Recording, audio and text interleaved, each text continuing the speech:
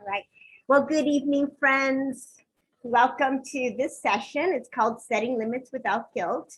And I am excited to see all the names. I recognize everyone, but for those of you that do not know me, I am Dr. Mercy Nyman, and I am the founder and principal of the Key to Learning with Dr. Nyman. We currently serve 165 students, and we are planning on enrolling maybe another 14 students for next year.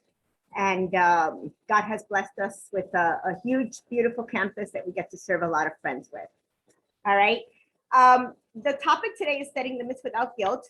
It's going to talk you through a couple of things if you're a human and dealing with other people, but particularly if you are a parent dealing with children of all ages. Also helps for your spouses. We're not going to go just yet. I do want to actually start with prayer. So if I may do that. Pray with me. Dear Heavenly Father, thank you so much for our day. Thank you for our many blessings, Lord.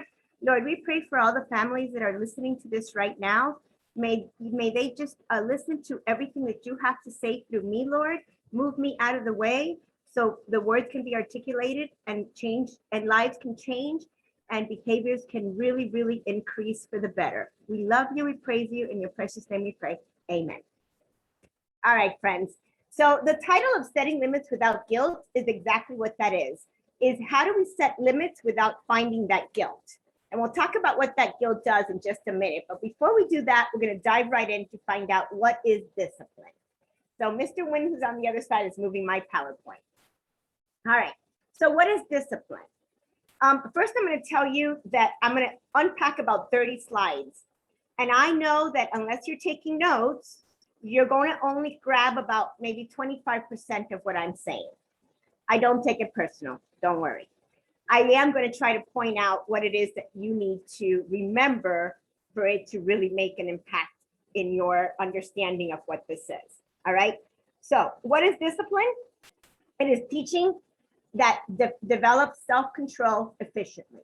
Self-control is one of those fruits of the spirits. So we're definitely going to bring in some God into this. All right. It's also the teaching that allows the person to choose a proper way of behavior. Throughout the session, you're going to hear that word choice, and you're going to hear that the power is in the choice and not in the mandate. That's an important piece right here. So how we behave is a choice that we do. So the last piece of it is the teaching of consistent, appropriate patterns in the brain and control over the body. So yes, even though we're going to talk about behaviors, we are really going to talk a little bit about how our brains work, why we do what we do, and how do we best use the brain that God has given us by knowing how it works. So in this slide, I want you to remember that behavior is a choice. And also we are looking for consistent patterns in the brain that's already in there. All right, let's go on. So if this were an interactive session, which is kind of weird, by the way, doing it on Zoom, but here we are. I would ask with a show of hands or how many, what are the strategies that we are currently using, whether it's in our homes or in our classrooms or in our vehicles or in our Sunday class? What is the systems that we are using to discipline our children? Well, we know the timeout. You sit there till you can think of something better. We know the ignoring the behavior. We have tried taking away privileges. We have tried isolating the kid. We have threatened. We have punished. We have used charts till they're coming out of our refrigerator doors. So the thing with all of these is that if it were working, it would already work. It works for a little bit, and then something happens and we fall out. So let's talk about that timeout piece right there. The story that I like to give is that I want you to pretend that you are out with your best friend pre-pandemic, and you're out going to the mall with no face mask, of course, and you're out at the mall and you shopped all day and you had lunch and you came out and you're like, oh, gee, I don't know where my car is. I have forgotten where my car is. And your friend begins to yell at you and say, oh my goodness, you can never remember where your car is. You know what? Sit in that curb right there until you can remember where your car is. Chances are you're not going to find the car in the curb, but it's also not going to teach you anything. Now that's different than taking a moment. And when a kid says, I need a minute, that's just composing your thoughts. And that's a safe place that we can allow, but that's different than sending them to timeout. We'll talk about alternatives in a minute.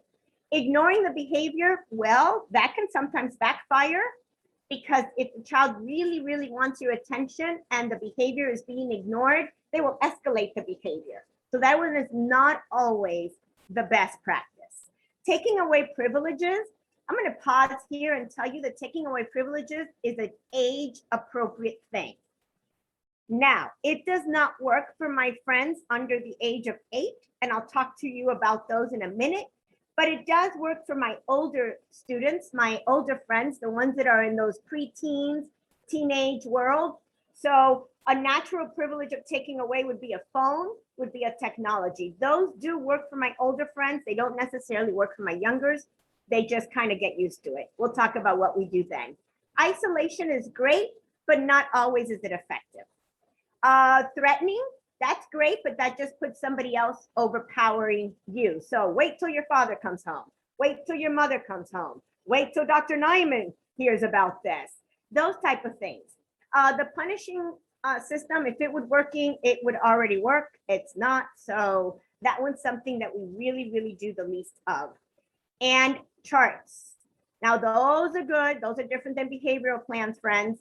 Charts are where you kind of have the stars for doing the right thing, and then et cetera, et cetera. Now, why are these not working? Let's go to the next slide and find out. It's not working because this is our job description. This one right here, which is accentuate the positive. And this is actually an old song from Johnny Mercer, but we have to accentuate the positive, eliminate the negative, latch onto the affirmative, and don't mess with Mr. In Between. That is our job descriptions, but most of the time we are stuck in the in-betweens. We don't latch on to the positive. We don't eliminate the negative. We kind of pointed out a whole bunch. We're kind of lost in the affirmative, and we're stuck in limbo. And that's where the title of this session comes into play. We start managing our guilt instead of our children. So our guilt management sounds like this. Was I too hard? Maybe I should give in. Was I too easy? Maybe I should be harder. So then you start managing that guilt, which does not allow you to really truly manage your children. So if you can keep this as your job description, whether you're a parent, whether you're a teacher, whether you're a fellow husband or wife for each other, this is really important as well. All right. Now let's talk some more about the brain. Let's keep going. So why should we make this shift? By the way, we need to make this shift because all of the ones that I said before are usually relying on some type of fear of something. Fear does not give us what we want. In fact, I think it's about maybe 55 places in the Bible that says, fear not. So we really are not wanting to parent with fear. We don't want to. It's a healthy place to put the fear of God. We've lost that in our churches and in our schools. That's different than this type of fear. We need to shift from a reliance on fear to a reliance on love. So we got to get rid of the fear of loss of love. And that one sounds like, let's see, the loss of love is the one that would say, I work hard, I work hard all day, and I come home and I only ask for you to have your homework done and put your laundry away. Is that too much to ask? Well, that kind of puts a little bit of a guilt on the child for, oh my goodness, maybe I'm gonna lose this love. So that's a loss, a fear of loss of love. A fear of abandonment, you will be ready in 5 minutes or I'm leaving you. Your shoes must be on or you're going to school with no shoes. I yet to find children show up to school with no shoes, even though I've heard parents threaten a whole bunch. So that fear of abandonment is a loss fear. The fear of punishment, do you call this room clean? Wait till your father comes home. That's the fear of punishment. Or the fear of failure. You call this room clean, there's a sock here. You left this out of the way. You left your clothes not in the hamper. So there's lots of fears that we kind of instill. And you're saying, all right, Dr. Nyman, I was raised that way. So I'm successful, I'm surviving, right?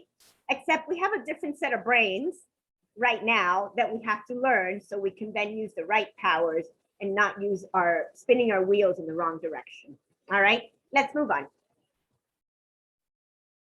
All right, so this is why we really need to change this.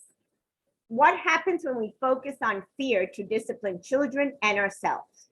Very simple, there are two side effects. All right, number one, we focus on what we did not do. And this instills a feeling in us of not good enough. That in turn turns into stress. So you're saying, so everybody's stressed.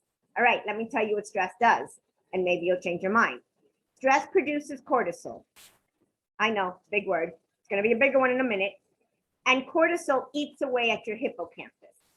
Your hippocampus is the piece of your brain that is responsible to transfer short-term knowledge to long-term knowledge, short-term info to long-term info.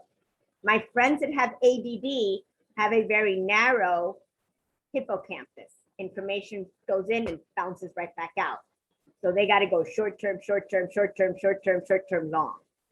Whereas in a friend that does not have that, their hippocampus is wide enough, so it's short, short, long.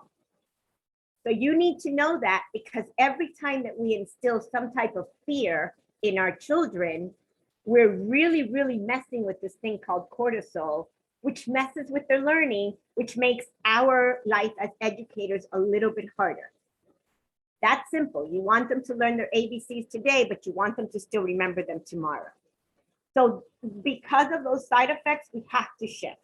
We have to do something different. All right, let's see what that is. Let's go to the next slide.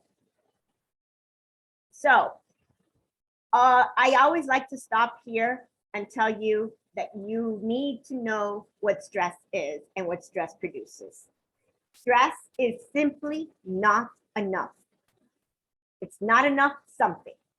So not enough time, not enough space, not enough attention, not enough love, not enough money, not enough gas, not enough food, not enough something. So not enoughness increases that stress. That stress produces cortisol. Cortisol eats away at the hippocampus. Hippocampus is responsible for short-term to long-term. No wonder we forget why we walked into a room. Or we have our glasses on top of our head and we're saying, where are my glasses? Or I have keys in my pocket and I'm saying, where are my keys? Or better yet, I'm on the phone and I'm saying, where's my phone? Those type of things is because we have a lot of stress in our head. We live in a stressful world because we're constantly not enough something. We don't need to pass it on to the next generation. So let's change those things. What do we do instead? Go to the next one, please. All right. In order to do this, we have to create a shift, and the shift has to be in our mind. That is where the shift has to go. So the first thing we're going to do is changing our minds is shift the way that we ask the questions. Instead of coming up and saying, how do I make my child do their reading? When you ask your brain, how do I make my child do their reading? You only come up with manipulation, coercion, fear, some type of force. When you ask the question, how can I get my child to choose to read? Then you come up with different things that are not from that category. You come up with strategies instead. You need to be in the strategies because everything else is giving that cortisol a run for their money in the hippocampus. So switch, how do I make my child do something, to how can I make my child, or how can I help my child more likely choose? How do I make them? I'm going to punish them. I'm going to take their TV away. I'm going to take their Xbox away. No tablet, no this, no dessert. All right, how do I get my child to more likely choose? I'm going to set a time. I'm going to set a reward. I'm going to set a location. I'm going to set what they read, what the outcome of reading could be. Then I come up with a whole bunch of strategies instead of the other. So shift, how do I make or get my child do something, to how can I get or help my child more likely choose? Remember earlier I said that the power was in the choice. So here's where that first shift is going to have to go. How do you let that child choose? And how do you want them to choose the right thing? Instead of force, you come up with strategies. All right, go on to the next one. All right, in order to do this, we are going to draw on some powers.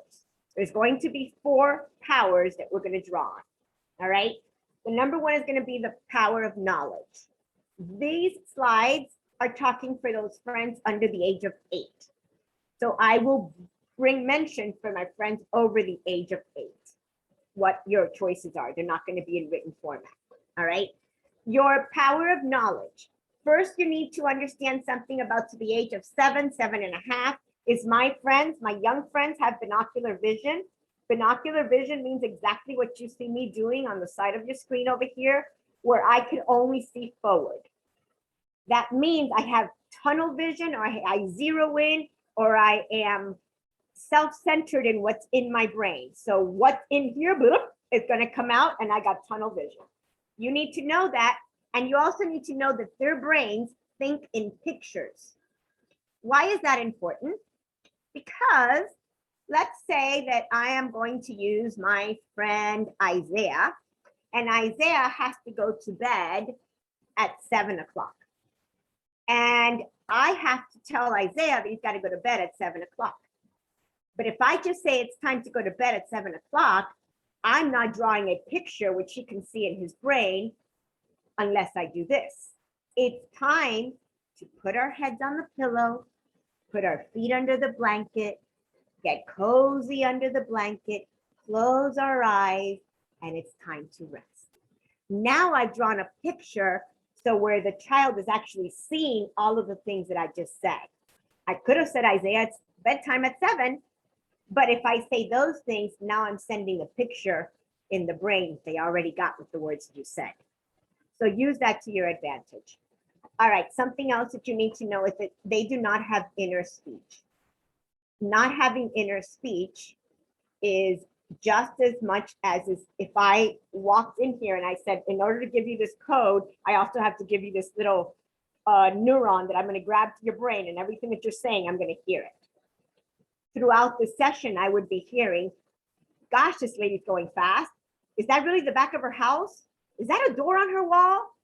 Did she really do that? Did she say that? I would be hearing, did I take out the chicken? Stop doing that, little dog, or whatever it was. I would be hearing all of it. My friends under the age of 7 or 8, we hear it all. So that means they do not have inner speech. That means I have a wonderful lesson on butterflies, which by the way is the true story. Wonderful lesson on butterflies. And all of a sudden in the middle of, we're all flying like butterflies and we're all learning everything about butterflies. I have a little boy, raises his hand and says, my dog Derek has diarrhea. And I'm thinking, that's interesting. Thanks for sharing. We're going to come back to butterflies. That's because my friend had no inner speech. So when your children are saying those things, don't jump down their throat. They just simply have no inner speech, and everything that came out here came out here. Some of my friends, by the way, if you get older, and some of my friends still have that, they possibly are on the spectrum because there is no filter. Whatever comes here comes out. Same thing that's happening to under my age of 8. All right. All right. Big deal here, my friends. Consequences do not govern their behavior. Their behavior, meaning the children under the age of 8. Consequences will not govern it. Let me give you a story. You might tell your 7-year-old, let's bring to Isaiah again. Let's talk about Isaiah again. So Isaiah, we're going to Publix. And when we get to Publix, we tell Isaiah, don't ask me for candy. Do not ask me for candy. If you ask me for candy, I'm going to take your Xbox away, and I'm going to take your PlayStation away, and I'm going to take your tablet away, and I'm going to take your bicycle away. Do you understand? Do not ask me for candy. That's a consequence, right? We got that, right? Go into Publix. Got to the candy aisle. Isaiah says, can I have some candy? And the mom and the dad just went, wah! Because I just finished giving you what was going to happen if you did that. Now, a couple of things.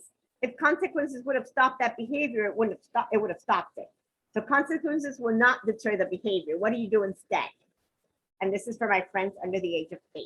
You tell them what to do instead of what not to do. You tell them what we're going to do at Publix or Walmart or wherever you shop versus where you're not going to do. So when we go to Publix, we're going to get milk, eggs, bread, and cheese. So when Isaiah asks me for candy, all I simply have to say is we are here for milk, eggs, bread, and cheese. That's the end of that. Consequences was not going to deter them. Now, let's talk about consequences for my older friends over the age of 8. It really depends on the student. It depends on what their reward system is like and how well they will function complacently. What do I mean by that?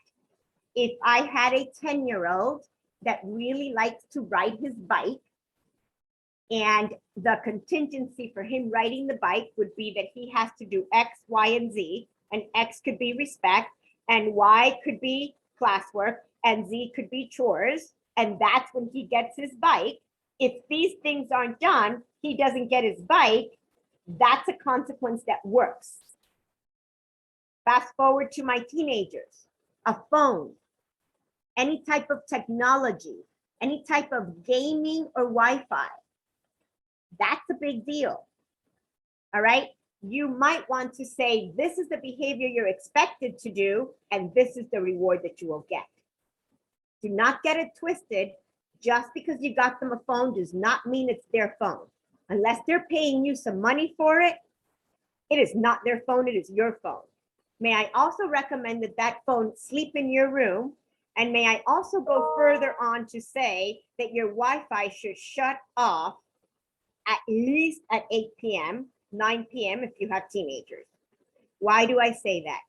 I'm going to quote a Methodist pastor at the United Methodist annual conference that goes throughout the whole world, maybe about 5 or 6 years ago. He was asked, when should I give my teenager a phone? And unfortunately, friends, the answer was when you're prepared for them to see pornography. So consequences is how we got into this door. Please use those phones and those technologies for my older friends as a huge amount of leverage. If you are not intrusive of what they are doing it under your nose and you're paying for it. I'm sure you don't like that. So get that back under control before you even start giving it. Because of my older children, consequences do deter the behavior. They do. If they shoplift and they get caught, the chances are not going to like the consequences, and they may not do it again. It also depends on the parent. If they get speeding tickets once they start driving, the consequence of a big fat ticket, assuming that the parent is making them pay it, is going to be a consequence where they may not want to do it again. So consequences do deter the behavior of my tweens, teenagers, and young adults if they're still living in your home. Consequences will not deter the behavior for under 8. So for those friends, tell them what to do instead of what not to do. All right. All right. That's an important knowledge. That's an important power. All right. The next one. So in order to pull that knowledge in, I want to separate what a routine and a ritual is. All right. A routine, our brains are pattern-seeking devices. In the beginning, I told you that it is a pattern-seeking device. What do we know about our brains? Our brains learn through connectors, connect. I also know that the more connectors we make, the more highways we make in our brain. The more highways we make in our brain, the easier it is when we don't know what to do to fall into that highway, what I like to call a crater. A crater could be built by good and it could be built by bad. So if we know that of our brains, creating some rituals or some routines that our brain can go into muscle memory practice is going to be your best friend. Proverbs speaks about this when it says, train the child in the ways of the Lord, and when they grow old, they will not depart. That's that short-term, long. That's exactly what that is. So use that piece of the brain, knowing that it is seeking routines and patterns to your advantage. be consistent. So for example, you wake up, you get dressed, you have breakfast, you brush your teeth, you get your lunch, you put your shoes on, you get your backpack, you get out the door. Those 8 things are going to happen: rain, shine, sleet, snow, sand, whatever. It's going to happen. That's already part of it. I believe that my mother is actually listening to this, and she can vouch for me, but I've had my same bedtime since I was probably in the 5th grade that I can remember, and it's always between 8 and 9. Still to this day, that's a pattern that my brain has, that even if I try to stay awake, it's not going to happen. It's a pattern that is instilled. All right. Now, what do the routines? Routines systematically teach the sequence of learning. Rituals do not do that. Rituals give you a sense of belonging. And you're going to recognize that in the last power that I give you, which is the power of connection, you're going to really need to understand that ritual piece. Because if your kiddos are saying, I don't want to, you can't make me do it yourself, you're going to have to really, really connect. And connection means belonging. So the brain is looking for that pattern, that routine. Rituals has to do with the belonging piece of connecting. All right. That's why that piece is in there. All right, go to the next one. So this is always fun for my teachers. It's obsolete for my parents, but that's okay. We'll do it anyway. So there was an old lady who lived in a shoe. All of our nursery rhymes are very morbid. They had a sense of humor back then, I guess. But here's this one. I've rewritten it. So there was an old lady who lived in a shoe. She had so many children. She didn't know what to do. She gave them some broth without any bread. She whipped them all soundly and sent them to bed. Feelings that come to mind on going hungry, getting whooped, and going to bed, right? So that's a little empty. How about this one? A wonderful woman who lived in a shoe. She had so many children, she knew exactly what to do. She held them, she rocked them, and tucked them in bed. I love you is what she said. Feelings that come to mind there are a little bit warmer. You're going to want to cooperate with that mama. The one on the top lost her cookies. We don't judge. But she lost her cookies there too. So we really do have to recognize that our choices of behavior is also the first choice that we make. All right, go to the next one. All right, so how do our brains work? I've already explained the hippocampus. I've explained the cortisol. I'm not going to make you brain surgeons, but I am going to explain 3 pieces of our brain that's important for you to know. All right, our brain stem back here is reaction, survival, automatic behavior. It doesn't stop, it doesn't chat, it doesn't think. It's you hit me, I hit you back. That's that same place. That's the brain stem. The limbic, right over here, it's the one that's emotional. It remembers.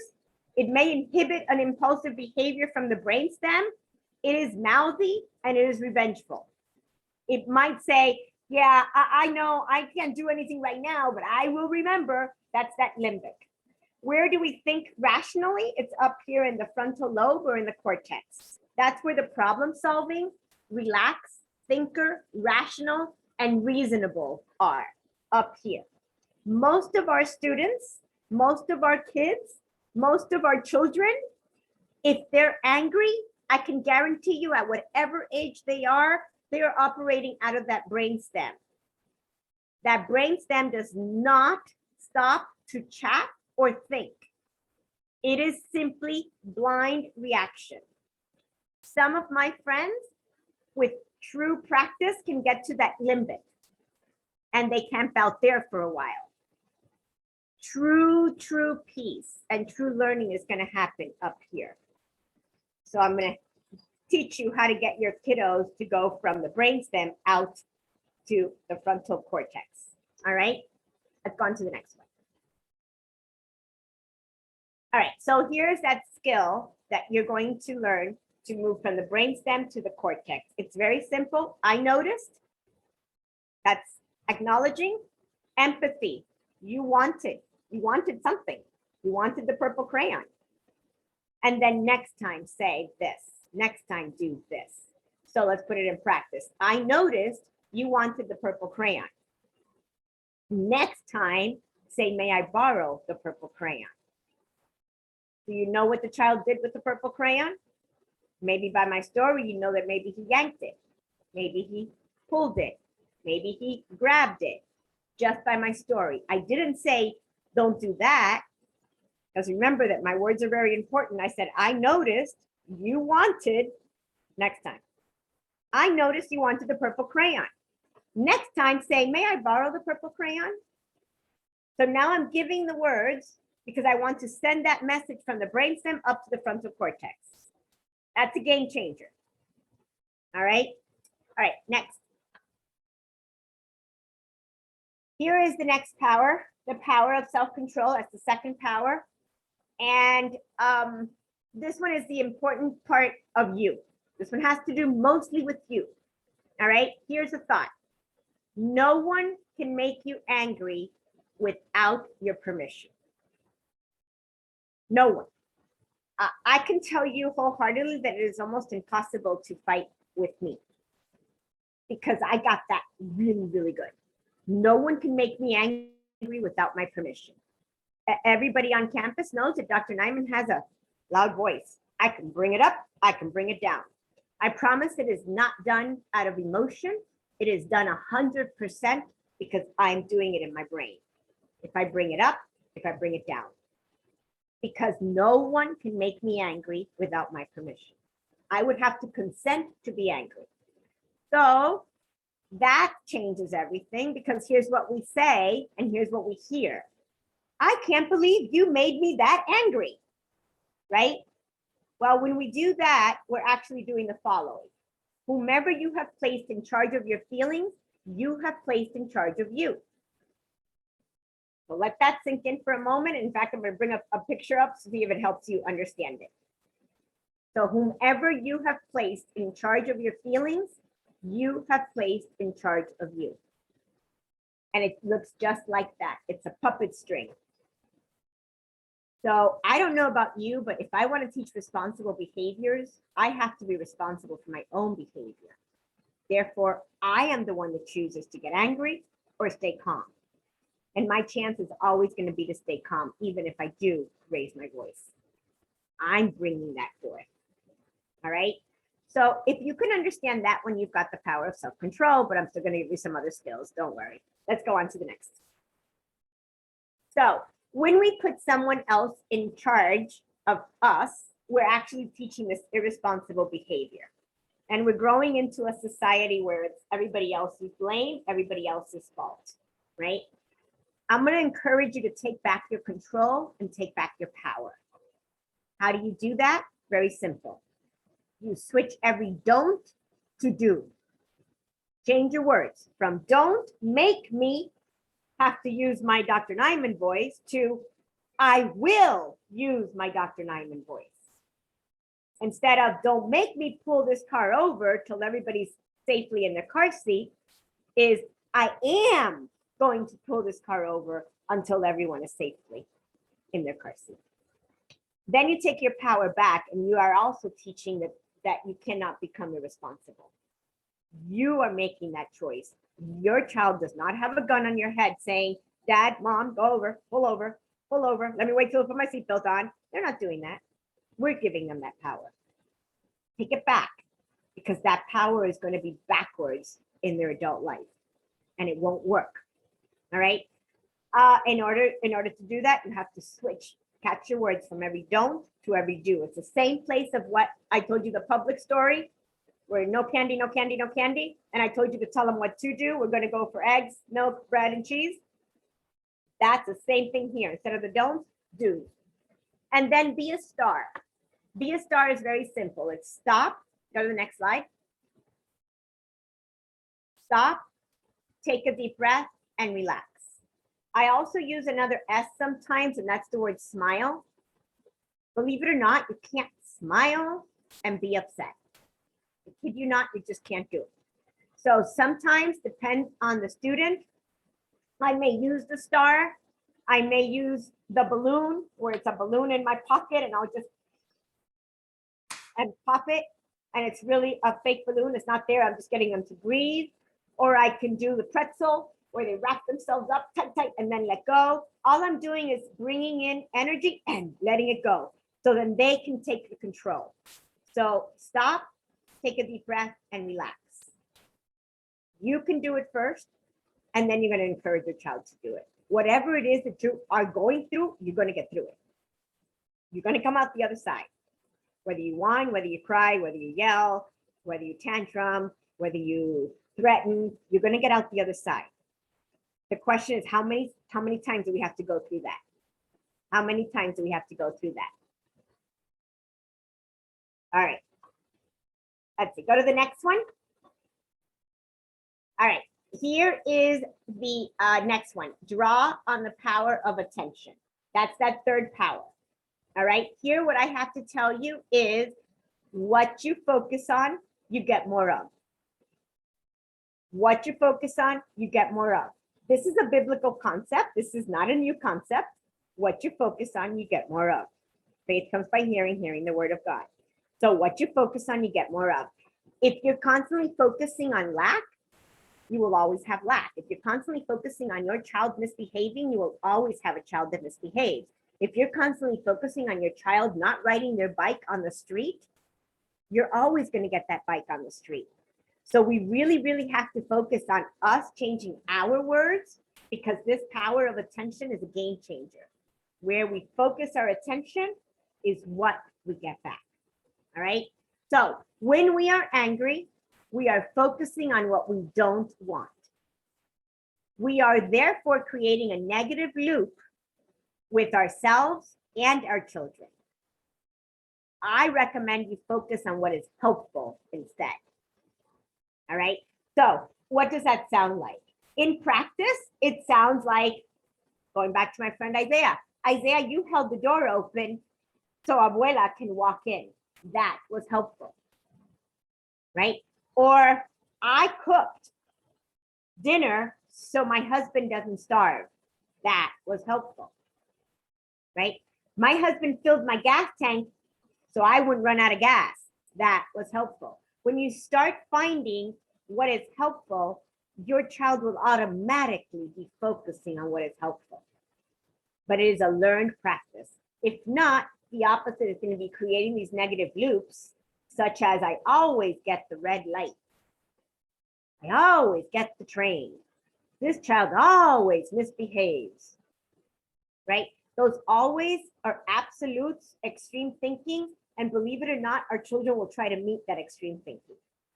So let's come to the middle, literally focus on what is helpful so we don't create those negative loops, because what we focus on, we get more of. All right? What you pay attention to, you get more of. Go to the next slide. All right, if you change how you treat yourself, you will naturally change how you treat your children. This is where that guilt piece, that title comes in again, my friends. I know that I said that I'm a Christ-centered school and that I get to pray before this. So I'm going to tell you a little bit about that guilt and the shame that we as human beings tend to carry because of our sin nature. If you are a Christ follower, which I'm thinking everybody that I do see is, I'm going to encourage you to release that guilt and that shame, because we were never meant to carry that past the cross. So you can leave it, because you do have to treat your children and teach your children the right way. And if we're constantly battling that guilt or that shame, we're not going to be successful parents. So if you are a Christ follower, I'm going to encourage you to leave it right in the foot of the cross, because that's what Jesus took care of it. Once and for all, it is finished. So it is not meant for us. I'm going to encourage you not to carry it so you don't send it to the next children's children and children's children's children. All right, let's go to the next slide, because it's going to tell you a little bit about some of the things that you can do to highlight when your child is finished or doing work that you want. So highlight the helpful attitudes you and your child do. How you encourage yourself, you also encourage others. If you focus only on finished tasks, you teach to devalue the effort. I have 6 degrees. One of them is in early ed. And I love that one of them is in early education, because early education is where we really get to teach these skills at the best ability. When we are teaching the process and not the product, which is what really preschool teachers are really good at, we are in essence teaching that the finished task is not as important to devalue the effort. So I'm going to encourage you to do that same practice in your own homes and in your own vehicles and in your own areas with your own children, because how you're encouraging them is how you do you, and how you do you, you do them. And how you do them, they will do their children and their children's children. So let's learn some different tasks so we can teach something better. So if you only focus on the finished task, you teach to devalue the effort. We want the finished task too. I'm an overachiever, I know it, but I also want to value the effort that's the process that is happening, the process. All right. Okay, the next slides I think are going to, yeah. So these are some ways, and it's overwhelming, but I'm just going to teach you some ways that too much praise can also be discouraging. For example, if you use too much general, all-encompassing praise, you can unduly burden the child. General praise can make a child feel pressured to live up to an unrealistic standard, such as, you're great, that was great, you're awesome, that was so awesome, everything you do is awesome. The first mistake that child has, because awesome has been what they know, they don't know how to recover from a mistake. And we already tend to have friends that like to be perfect. They tend to be perfectionists already. We need to really understand that they don't have to live up to a perfect standard, because nothing outside of Jesus is perfect, and we're not going to hit perfect on the side of heaven. We can try and we can pursue it till like really good, but make sure that we're not doing it all encompassing, because that puts an unduly responsibility of unrealistic goals for that child. All right. So if you use praise that relies on a value judgment too often, you teach children that good equals pleasing others and bad equals displeasing others. Watch yourself with that, because I counsel a lot of friends, from 5-year-olds all the way to 80-year-olds. And I can tell you that a lot of the people get stuck in this idea of good please and disappoint bad. And we camp out there for a lot of sessions because they can't understand that good does not always mean please, and displeasing doesn't always mean bad. So let's make sure that we're really paying attention to that one, so we don't come up into adults into dysfunction. All right. If you use praise that focuses on how you think or feel about the child's behavior, you will teach your child to seek approval. So what does that one sound like? So I love the way that you behaved when Mr. Nguyen asked you to get out of the car. Okay, that's the specific. You got the specific. That was not the general. You got the good to displeasing. But here then we're saying that your behavior is affecting me. I am the one that's seeing it. So it should say something like, it should have made you feel really good that you got out of the car when Mr. Nguyen asked you. Tag the child, not you. All right. Also, the last one is, if you praise children only for successful, completed tasks, you teach them that effort does not matter, only accomplishments matter. Similar to the first one. All right. So yes, we want to encourage. Yes, we want to praise. Be very specific about your praises. And the best praise that you can give is when the child feels good about their own actions. Why was it helpful? What did it do to contribute to others? And how did it make the child feel? All right, next. So, do you tend to encourage or discourage yourself? And this is just a quick little reminder. You can write them down, take a picture, put it on your refrigerator, put it on that chart that we spoke about, put it in your bathroom, put it in your car. But this is really important, because we are bogged down by just life. So I will recognize and honor my own contributions to a better world. I am willing to allow myself to make mistakes, and I will forgive myself. I will encourage myself to be successful. I will accept praise other people offer me because I know I am a valuable human being. I will suspend my judgment long enough to allow my love to shine through. These are important reminders, especially for my parents.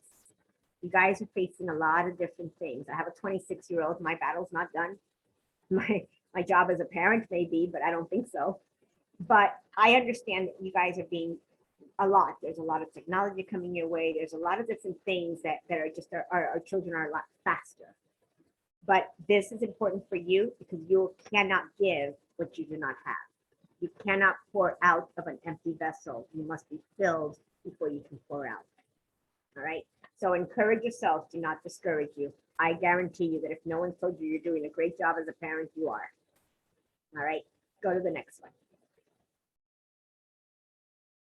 All right. 2 ingredients necessary to effectively encourage children. It's very similar to that I notice you wanted next time. Same thing. Notice your child instead of being a judge. Link your child's actions and enjoyment and satisfaction instead of tangible rewards. All right. Listen, we all work for a paycheck. We all work for tangible rewards. We all work for stuff that is real in the real world. Of course, in the real world, we have to do that. But the best ability that you can teach your child is to have an intrinsic reward for something that is kind. Teaching that kindness, teaching that empathy. Those are some soft skills that are really, really going to be important. And we're only going to be able to teach that if they can link what they do to the inside satisfaction. If not, if you start down the road where they're going to be working for A's or they're going to be getting a $5 for every A, you might be prepared to have them a brand new car for them to graduate high school, because that's the road that you go that way. So I'd rather you teach the child the enjoyment and satisfaction inside, and oh, by the way, here's a prize, or here's something that you've earned, or here's something that mom and dad think that you can really use, then that's on you guys, but not something that is required. So have the teaching for the inside, not for the outside. All right. All right. Go to the next. So this is also very important. Being respectful means focusing on improving behavior rather than on getting children to feel bad about their actions. All right. Listen, we can try to make our children feel bad for their actions. And I promise that if that would have been what solved it, knowing all of your stories, probably would have already fixed it. But yet we still have the same problems. So being respectful means focusing on improving the behavior, not necessarily getting the child to feel bad about their actions. People don't go out of their way to disrespect. I promise. They just simply don't know what to do. We don't have enough skills. So it's important that you understand that when you're teaching respect for your children, that you are really trying to improve the behavior, not have your child be punished or pay a debt for misbehavior. That's different than a consequence, okay? Let the consequences be the consequences. In fact, I've often said, let the rules be the rules and move yourself out of it. If the rule says you must be home by 9 p.m., by 9:01, the rule was you're late. And what was the rule for you're late? Oh, it says that I keep your phone for 7 days. Non-negotiable, here it is.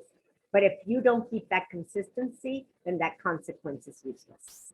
And then what you're trying to do is this, which is make that child feel bad about their actions, but you did nothing to try to improve their behavior. Does that make sense? I hope so. All right, go to the next. All right, the last power, and we got 9 minutes to do it. I think I can. All right, the last power is a power of connection. And I mentioned this one in the beginning. So if your child always says, I don't care, I don't want to, do it yourself, you can't make me, it is definitely time to mend the relationship. Let me explain a story that might make sense, and this is a made-up story, but I want you to pretend that you and your spouse are sitting in the couch. and everything is going great and wonderful, and you're getting ready to watch a movie. And you say, oh, honey, can you get me something to drink? And honey says, sure, what would you like? Same scenario now, same couch, same movie, but you've had a fight and you are in a severed relationship. You sit in the couch and you're questioning to yourself, what in the world is he doing on my couch? And then you ask the same question, oh, honey, can you get me something to drink? Chances are, as honey's going to say, is get up and get it yourself. Same thing. Same thing happens with our kiddos. If they do not cooperate with us, it's because they are not connected to us. We don't cooperate with our spouse, we are not connected with our spouse.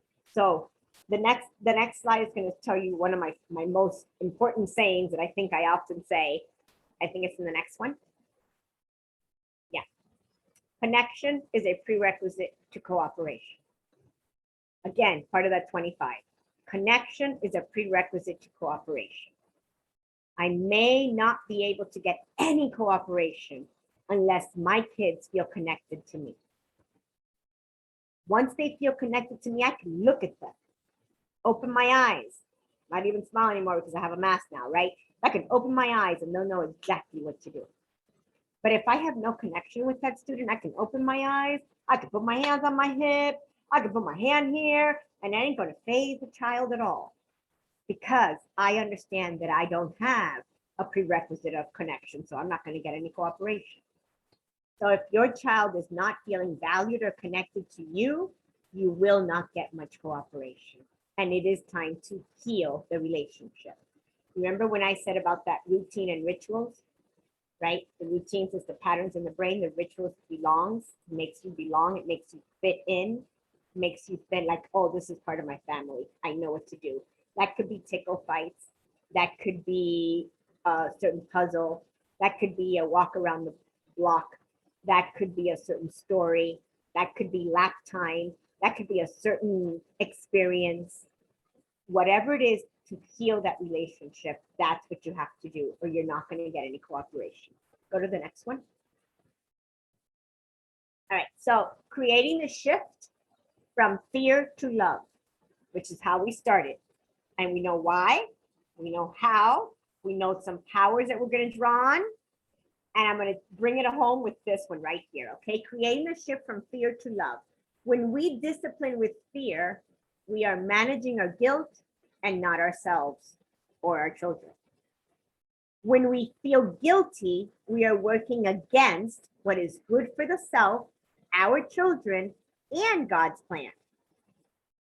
Also, good things happen when we are in a state of peace with ourselves, our children, and God's plan. All right. You have to understand why we're shifting this. You have to understand this is the way God created it for us to be. He's also given us the gift of our children. And friends, we only get one shot. You have one child, one shot. You have two children, two shots. But you understand, you get one shot. We really, really have to do something different. Stay consistent, stay calm. All right. Go to the next slide. So this is important as well, and that is that power comes by choice, not by force. Remember I said the power is in the choice and not in the mandate. Power is in the choice and not in the mandate. Giving your power away to children sets them up to be pleasers or controllers. It also sets you up to be blamed. Change, don't make me have to, into I am going to, and you will reclaim your power back. All right, go to the next one. And I'm going to leave this one up here for a hot minute. Remember, you are in control of you, and our children learn from us. This does conclude the session. I'm going to leave that last slide, which has got my information on it. I'm able to see some chats if you have some questions that I can answer for you. I can read them as they come up.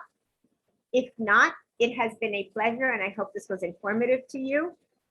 And if you wanted to hear it again, or you want your friend to hear it again, you can send the recording, or it's going to be on our YouTube channel as well. All right, friends. Have a good night. Bye-bye.